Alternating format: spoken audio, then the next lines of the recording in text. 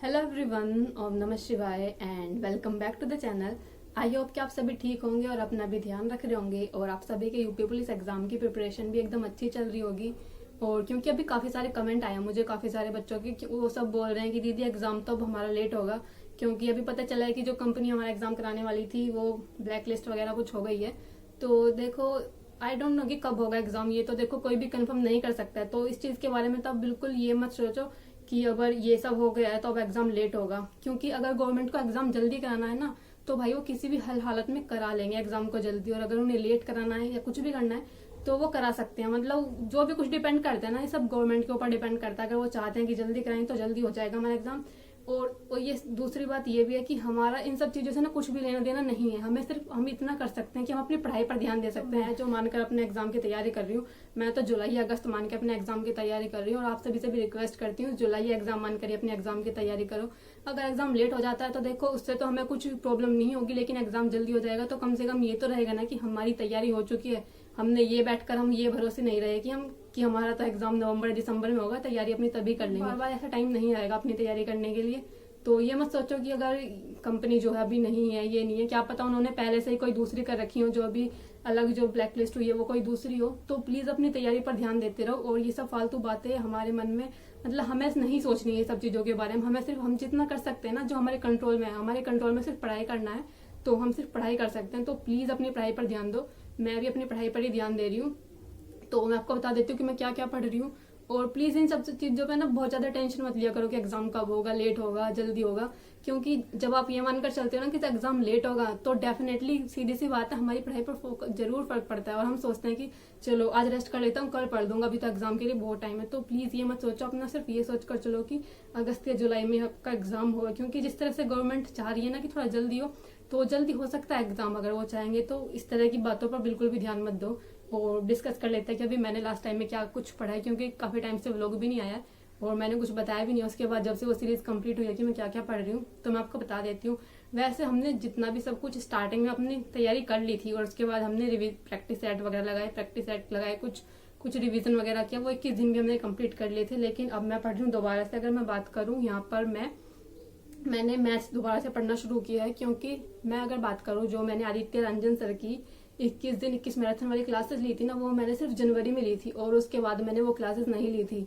तो मैंने मैथ को थोड़ा सा रिवाइज करने के लिए, मैं बोलूँ कि एक क्विक रिवीजन करने के लिए मैंने वो सारी क्लासेस दोबारा लेना शुरू कर दिया है।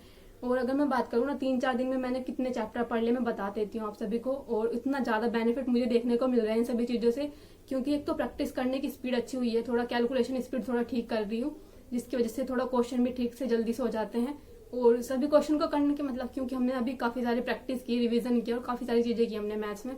तो इसके बाद जब मैं आदित्य रंजन सर की 21 मैराथन वाली क्लासेस कर रही हूँ दोबारा से, क्योंकि मैंने पहले जनवरी में की थी और उसके बाद अब कर रही हूँ मैं इन सभी क्लासेस को, तो बहुत ज्यादा बेनिफिट मुझे देखने को मिल रहा है। क्योंकि कुछ कुछ क्वेश्चन होते हैं जो अटकते हैं, बट एक्चुअली में ज्यादातर क्वेश्चन हो जाते हैं। तो मुझे, अगर मैं बात करूँ, कुछ ही चैप्टर्स हैं जो मुझे थोड़े डिफिकल्ट लगे, अदरवाइज सभी चैप्टर्स के क्वेश्चन बहुत ज्यादा इजीली हो गए थे। कोई मतलब हर चैप्टर में जितने भी सर ने क्वेश्चन कराए थे ना, मुश्किल से 1-2 क्वेश्चन अटकते थे, अदरवाइज सभी अच्छे से हो गए थे। लेकिन कुछ चैप्टर्स थे जिनमें ऑलमोस्ट सारे से ही क्वेश्चन अटके हैं। जैसे टाइम एंड स्पीड वाला जो चैप्टर था, मुझे काफी सारे क्वेश्चन उसमें अटके थे, क्योंकि इतने ज्यादा फॉर्मूले वगैरह तो मैंने नहीं पढ़ रखे थे जितने फॉर्मूले सर ने बताए हैं इस टाइम एंड स्पीड वाले चैप्टर में। मैं आपको बता देती हूँ, अभी जितने भी 4-5 दिन गए हैं, क्योंकि उसको कंप्लीट करने के बाद मैंने कुछ भी नहीं बताया था कि मैं क्या पढ़ रही हूँ, क्योंकि कुछ भी मैंने शेयर ही नहीं किया था कि कहाँ पर ही मैं आप सभी को बताती, व्लॉग वगैरह नहीं आया था।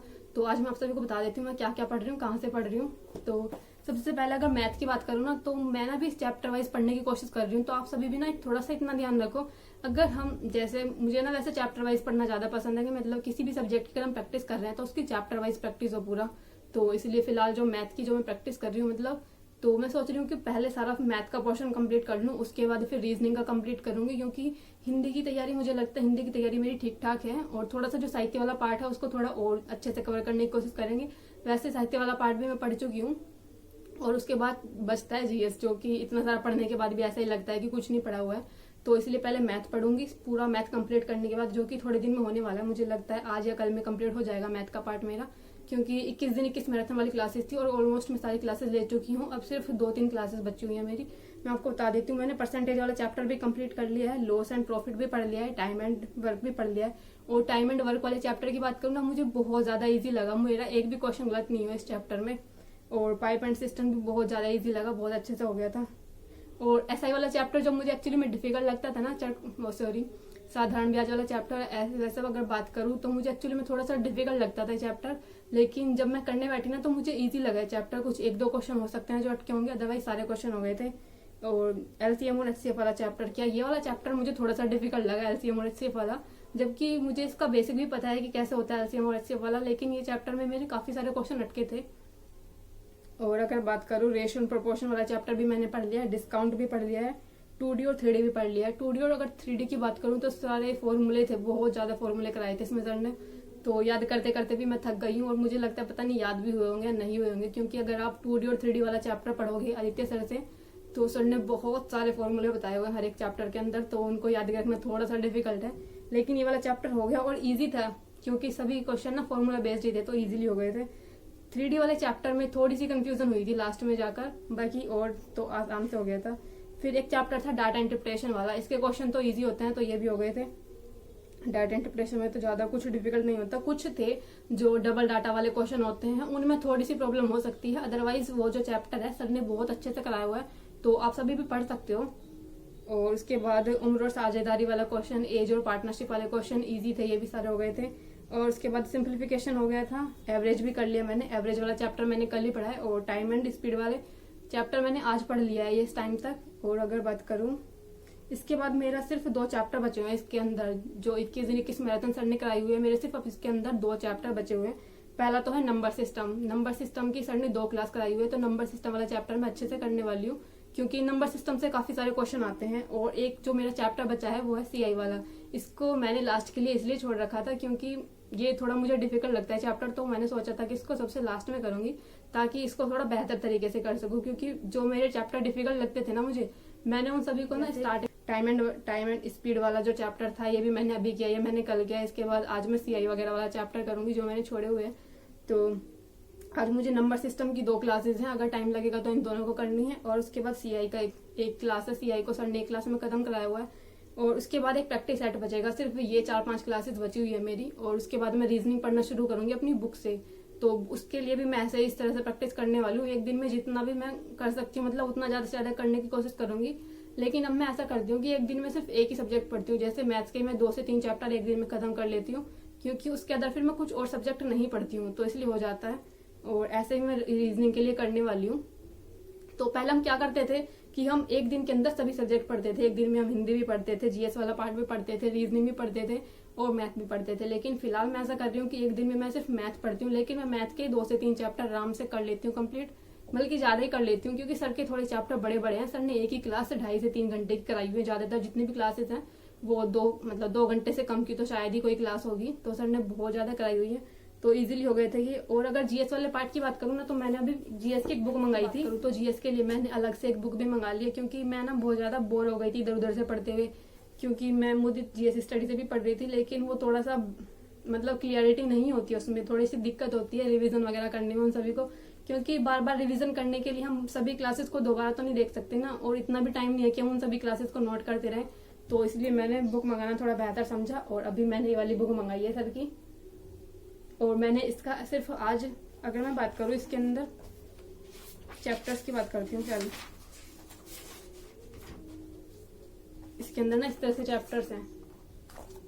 तो सबसे पहले हिस्ट्री के बारे में है, हिस्ट्री के लिए 33 पेज तक हिस्ट्री है इसमें, और उसके बाद इंडियन कॉन्स्टिट्यूशन के बारे में, संविधान के बारे में, फिर भूगोल है और भारतीय अर्थव्यवस्था है, फिर कुछ मिसलेनियस क्वेश्चन है, और उसके बाद स्पोर्ट के बारे में, थोड़ा सा साइंस के बारे में और थोड़ा सा कंप्यूटर के बारे में। तो कुल मिलाकर ये 191 पेजेस इस बुक के अंदर है।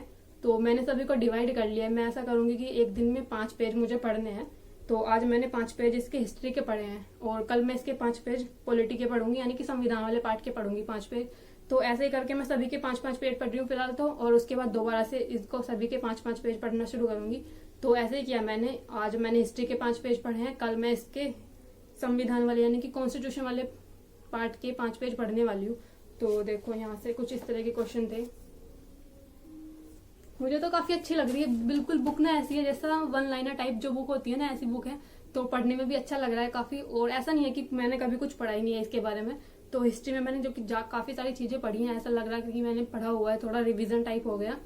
तो कुछ चीजें थी ऐसी जो मैंने पढ़ी हुई थी, लेकिन कुछ नया नया पार्ट भी थे, नए भी टॉपिक थे। तो मुझे काफी इजी लग रहा है, क्योंकि बुक से याद करना थोड़ा सा इजी होता है कंपैरिजन अगर हम कहीं यूट्यूब वगैरह से पढ़ रहे होते हैं। क्योंकि एक बार हम यूट्यूब से पढ़ते हैं और ऑफकोर्स हम उसका नोट तो नहीं करेंगे, इतना टाइम नहीं है हमारे पास कि अब हम उसका नोट भी करने लग जाएंगे। और अगर हमें रिवीजन करना होता है तो हम क्लास को दोबारा तो नहीं ले सकते ना, बार बार क्लासेस लेते रहेंगे तो ऐसा तो कुछ नहीं होने वाला। इसलिए रिवीजन के तौर पर मैंने ये वाली बुक मंगाई हुई है। और ये मैं आपको बता देती हूँ, 175 रुपए की ये बुक है और 2 से 3 दिन में ही आ गई थी मेरी बुक। 175 रुपए की है ये। बाकी करंट अफेयर जो मैं पढ़ रही हूँ वो नेक्स्ट एग्जाम करके एक यूट्यूब चैनल है, वहां से पढ़ रही हूँ। और जीके और जीएस के लिए फिलहाल मैंने इस बुक से पढ़ना शुरू किया है। मुझे तो काफी अच्छी लग रही है, ऐसी है जैसे एकदम वन लाइनर होते हैं ना, तो इसलिए याद भी होने में थोड़ा इजी हो रही है याद करना। बाकी आप मंगाना चाहो तो मंगा सकते हो, क्योंकि मुझे भी आप सभी ने सजेस्ट की थी। ऐसा नहीं है कि मेरे को कुछ सपना आया था इस बुक का, आप सभी ने बताया था मुझे ये वाली बुक लेने के कि येलो कलर की एक अंकित भाटी सर की बुक है जीएस की, आप वो वाली ले सकते हो। तो इसलिए मैंने ये वाली बुक मंगाई है और काफी अच्छी है। अभी मुझे लगता है अगर एग्जाम अगस्त तक भी होगा तो हम इस बुक को आराम से पढ़ लेंगे, इतनी ज्यादा बड़ी नहीं है ये, सिर्फ 191 पेजेस हैं, 5 को मैंने इसमें डिवाइड कर दिया है, तो आई थिंक जल्दी कंप्लीट हो जाएंगी। तो बस इस तरह से अपनी तैयारी करनी है। और बाकी आप सभी का कुछ भी क्वेश्चन हो तो कमेंट कर देना। मिलते हैं नेक्स्ट वीडियो में, तब तक के लिए बाय बाय, टेक केयर।